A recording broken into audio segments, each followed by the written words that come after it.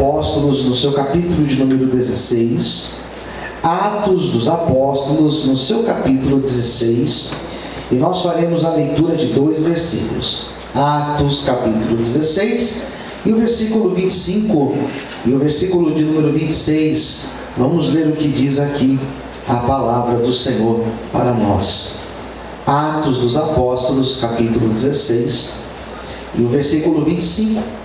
Aqueles que já encontraram, digam amém. Amém. A palavra do Senhor diz assim. Atos 16, 25. Perto da meia-noite, Paulo e Silas oravam e cantavam hinos a Deus. Os outros presos os escutavam. E de repente sobreveio um tão grande terremoto, que os alicerces do cárcere se moveram, e logo se abriram as portas, e foram soltas as prisões de todos. E a igreja diga amém. Amém. Vamos fechar os nossos olhos. Curve a sua cabeça nesse momento. Senhor, fale conosco nesta manhã, Senhor, através da Tua voz, através da Tua palavra, através do Teu Espírito Santo, Senhor. Revela, meu Pai, o Teu querer para as nossas vidas. Fala, Senhor, aos nossos corações, que nada nos impeça, Senhor, de sermos ministrados pela Tua palavra, Pai. Nos abençoe, em nome de Jesus. Amém. Precisa ligar a música lá, Águida, por favor. Vamos aplaudir Jesus bem forte, queridos. Glórias a Deus. Atos dos Apóstolos é um livro que ele é todo diferente dos demais livros do Novo Testamento. O Novo Testamento, ele possui 27 livros. Quantos livros eu disse? 27. 27 livros. E desses 27 livros que nós temos no Novo Testamento, nós temos 4 deles que são chamados Evangelhos. Eles narram a vida de Jesus aqui na terra.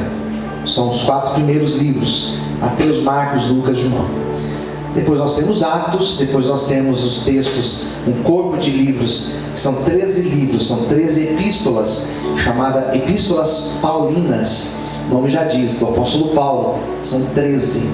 E depois nós temos as chamadas Epístolas Universais. Nós temos Pedro, nós temos aos Hebreus, nós temos Pedro, nós temos Tiago, nós temos João, né? Primeira, segunda, terceira e João, e nós temos Judas. E o último é chamado Apocalipse, que é o livro da revelação, o livro das coisas futuras. Por que Atos dos Apóstolos ele é um livro diferente? Ele é um livro descritivo. O que significa um livro descritivo? Ele é um livro que conta uma história. Quem está entendendo, diga amém. Ele conta uma história. E por que ele chama Atos dos Apóstolos? Porque ele vai contar sobre os apóstolos, o que eles fizeram, como que foi depois da morte e da ressurreição de Jesus, e principalmente o que acontece em Atos 2, que é a descida do Espírito Santo.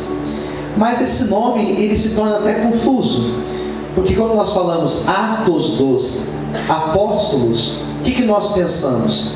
Nós pensamos nos 11 apóstolos, não 12, porque Judas ele já tinha morrido, mas nós pensamos nos 11 apóstolos. Nós pensamos no apóstolo Paulo, que ele é um apóstolo tardio, ou seja, ele chega depois de Jesus ter morrido e ressuscitado.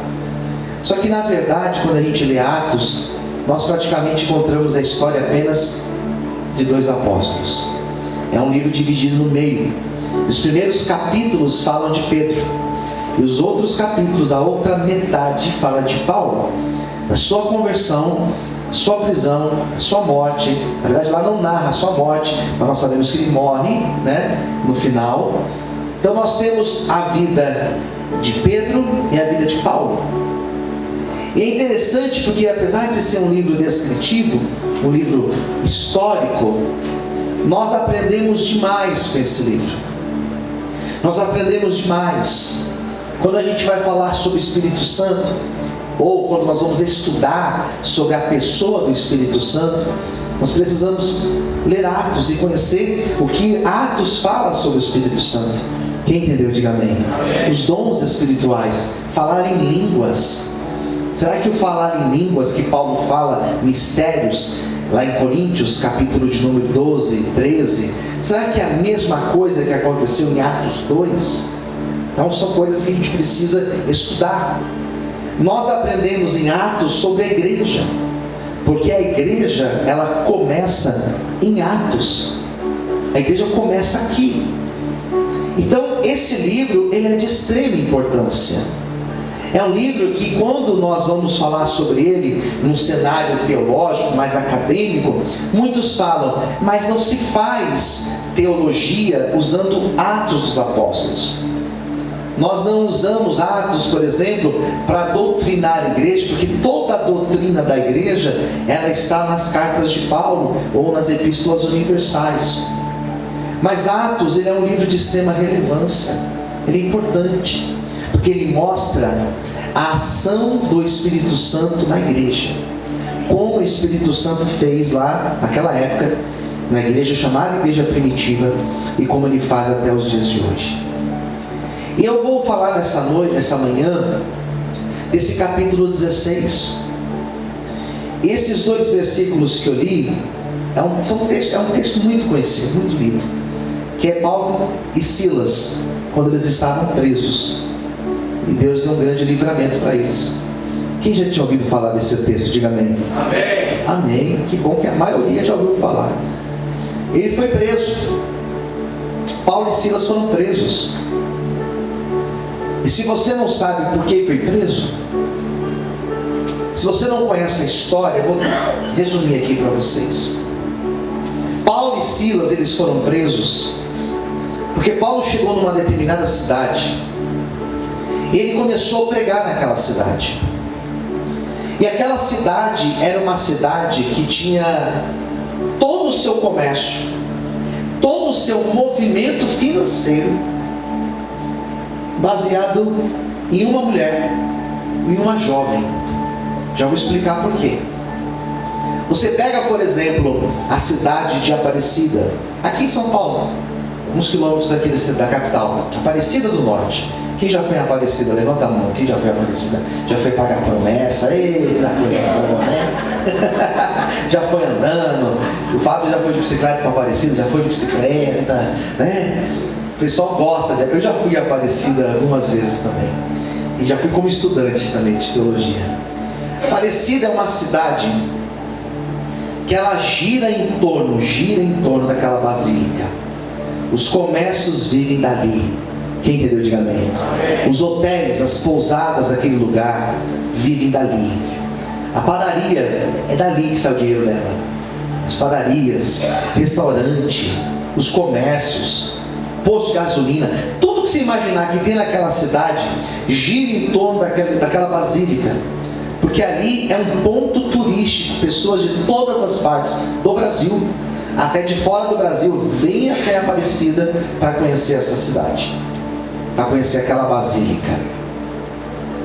Nós temos um outro exemplo de um lugar chamado Abadia. Quem já ouviu falar de Abadia? Alguém já ouviu falar? Onde tinha um tal de João de Deus. Já ouviu falar de João de Deus? Talvez ficou até mais fácil lembrar. João de Deus, ele era de uma cidade chamada Abadia. E desde quando ele esteve envolvido em questões, em crimes, de diversos crimes, todo aquele movimento que existia naquela cidade, que estava baseada em João de Deus, que de Deus não tem nada, todo aquele movimento quebrou, porque ninguém mais vai lá em Abadia para fazer cirurgia espiritual com João de Deus. Quem está entendendo, diga amém.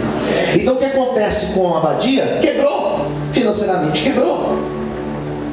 O que acontece se aquela basílica deixa de funcionar em Aparecida? Quebra aquela cidade. É isso que eu quero que vocês entendam.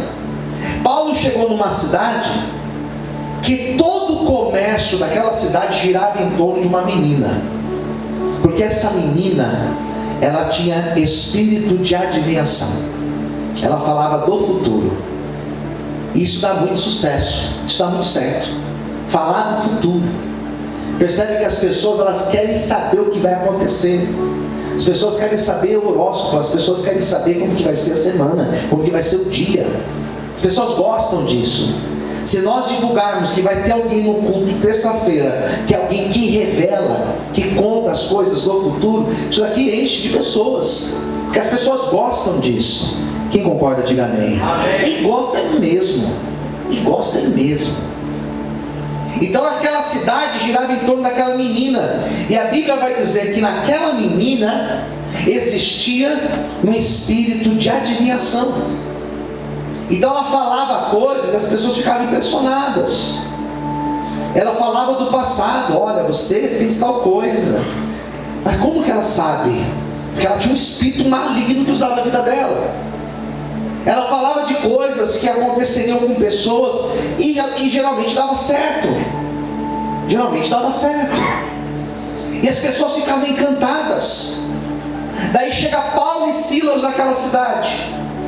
E quando eles entram naquela cidade, aquela menina, ela foi usada por demônios para dizer: olha lá, ali vão 2 homens de Deus, homens que neles habitam o Espírito de Deus. E quando ela começa a falar de Paulo, diz a Bíblia que Paulo se vira para ela e Paulo expulsa o demônio que usava a vida dela.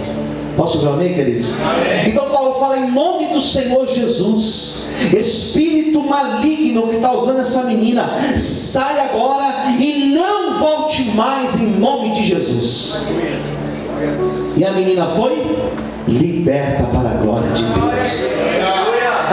Quando ela foi liberta, o dono da padaria falou: e agora? O dono do mercadinho falou: e agora? Ninguém vai vir mais aqui. E as pessoas que lucravam ali fazendo os cultos usando ela, disseram: e agora? Daí eles olharam para Paulo e Silas, e diz a Bíblia que eles chamavam Paulo e Silas de homens baderneiros, homens que faziam baderna, e acusaram Paulo e Silas de serem homens que causavam tumulto na cidade. Pegaram Paulo e Silas, julgaram Paulo e Silas, e eles foram condenados a irem para a praça pública, tirarem suas roupas na praça pública, ficar só de cueca na praça, e pegaram varas, chicotes e bateram em Paulo e Silas. Posso ver amém, queridos? Amém. Pá, pá, pá, pá. As costas toda arrebentada. Os dois apanharam, mas apanharam e apanharam de verdade. Os dois levaram uma surra em praça pública. A menina estava liberta para a glória de Deus. Quebrou tudo. Mas os dois apanharam. E quando os dois acabaram de apanhar, pegaram os dois e disseram: só que vocês não vão ser soltos, não. Vocês mexeram no lugar errado. Vocês serão presos. E levaram os dois e prenderam os dois na prisão. Quem está entendendo? Diga amém. Levaram a surra na praça, prenderam os dois, algemados. E diz a Bíblia, eu li o texto para vocês, versículo 25. Perto da meia-noite, Paulo e Silas, o que eles faziam? Mais alto, eles faziam o quê? Oravam e? Repita comigo: oravam. Mais alto, diga: oravam e cantavam hinos. Meia-noite, irmãos, meia-noite, quase meia-noite. E os outros presos ouviram: ué, mas esses dois não levaram uma surra hoje? Esses dois não foram quebrados no pau hoje? Esses dois não apanharam? E agora eles estão aí louvando, estão aí cantando e glorificando o nome de Deus? Posso ouvir amém, queridos? Amém. Daí diz a Bíblia que passou depois disso, olha o que diz o versículo de baixo, 26. Sobreveio um terremoto, os alicerces do cárcere se moveram, abriram as prisões, as portas, e foram soltos todos.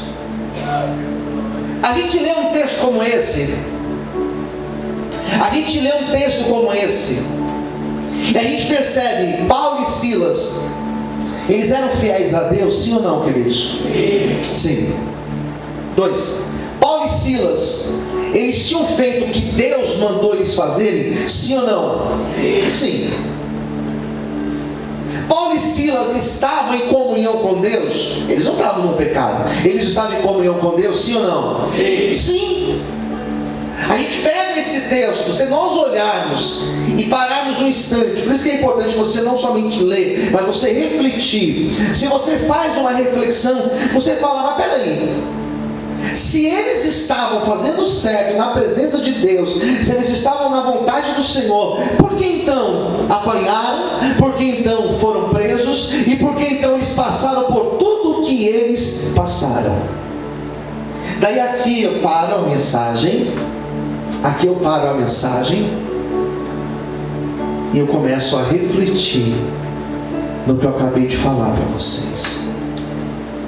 Porque se eu pego esse texto e eu trago esse texto para o ano de 2024, se eu pego esse texto e eu trago para o nosso dia de hoje, hoje é dia 7 de abril, e eu olho para esse texto e eu falo, mas espera aí,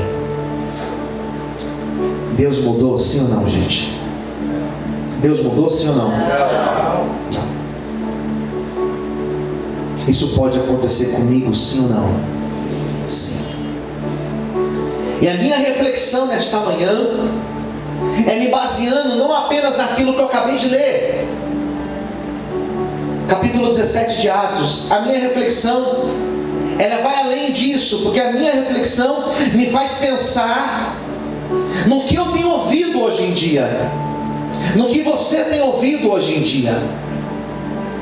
A minha reflexão me faz pensar nas pregações que nós ouvimos na atualidade, que são pregações que elas são bonitas, são pregações que elas têm um efeito muito bom no sentido de você tocar na alma da pessoa, mas ela não é verdadeira. Não é verdadeira. Sabe quando você come um miojo? Você pode comer o miojo, você pode até gostar de miojo, mas você há de convir comigo que o miojo não é aquilo que parece ser. Quem está entendendo, diga amém. Mas não é comida, pastor? Não sei se é comida. É igual nós falarmos, por exemplo, de McDonald's. Eu gosto de McDonald's, não falar de Big Mac, eu gosto, né? Mas você há de convir comigo que o negócio não é tão saudável, não. Quem está entendendo, diga amém. Mas não é comida, pastor? Eu sei lá, até aquela maçã que eles vendem no Big Mac, no McDonald's, eu fico desconfiado dela. Essa maçã aqui, não sei não se é maçã, viu? Aquele suco de laranja, ele não me engana, não. Aquele alface, eu olho para ele e falo assim, será que isso aqui é alface mesmo? Não é um sulfite, sei lá, alguma coisa. Eu gosto, não estou criticando o negócio,